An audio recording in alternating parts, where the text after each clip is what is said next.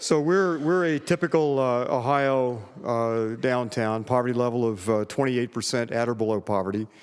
53% of students in the public schools are free and reduced lunch.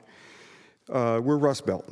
And where the gravity mass of the Rust Belt economy goes, that's where we will go unless we can get a lot smarter.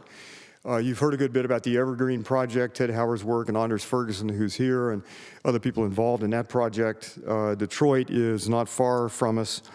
Our goal in this project is to do several things. One is to begin to harness the technological revolution and shift our energy sources from fossil fuels to renewable and efficiency, get to local foods, and the local foods movement is booming. I was at a slow foods conference last week in Brattleboro, or a slow living conference. Flew in, flew out, rapidly got there and rapidly left. Smart growth, new urbanism, we know how to build great cities now, and many of you are involved in that part of the work. We know local ownership from Garl Paravitz's work and Mike Schumann, and many of you, again, we know local ownership works. And it is the way to begin to revitalize local economies. But we want to figure out how you secede from an economy dominated by big oil and banks and sprawl and so forth, and what Thomas Jefferson once called remote tyranny. So how do we do that? And that's the movement that all of you are involved in. It coincides with a magical revolution in human capabilities, the ecological design movement. Call it whatever you will. But if you ask the question, can you power businesses by sunshine, and can you make them zero discharge, pollution-free, the answer is yes, we can. We know how to do that.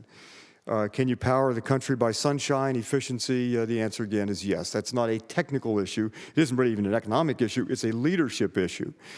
Could we grow food organically and sustainably in a way and feed the world? The answer again is yes. This is not an issue of technology or know-how. That has come together below the radar screen.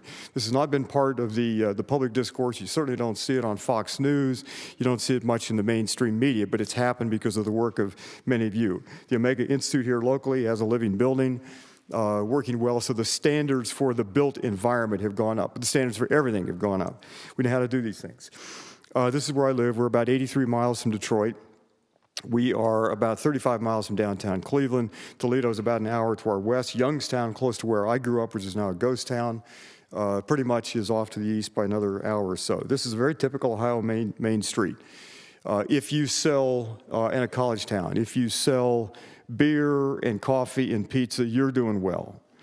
If you sell any hard goods and lots of services, your business is on a real, very thin ice. This is the Apollo Theater, and it's part of what, in trying to rethink our assets. One of the things that we have in Oberlin is a great arts community, great craft community, a wonderful college that I work for, and that's an advertisement. Lots of people, I'll extend that advertisement in just a minute. Lots of people know lots of different things. Part of the problem is we've not gone about economic renewal as a system project. 12 years ago, we opened the Adam Joseph Lewis Center. This is a picture of it. This is the first substantially solar-powered building on a U.S. college campus. I think to this date, it's still the only zero-discharge building on a U.S. college campus, drinking water in, drinking water out. This became the template for a larger thing we're calling the Oberlin Project, and we have 5 goals. The first is to take a block in the downtown area that's owned by the college that includes a great art museum, one of the famous art museums in American higher education, a performing arts center, and other amenities, and redevelop that block at the Platinum U.S. Green Building Council, Platinum for Neighborhood Development scale, with one extra proviso.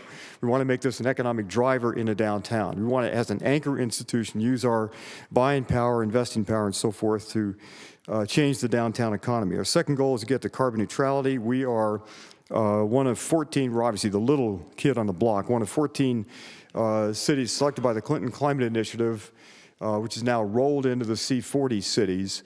The goal is to get to carbon neutrality by 2025. We think we can do it. The electric supply will be 96% carbon-free by next year.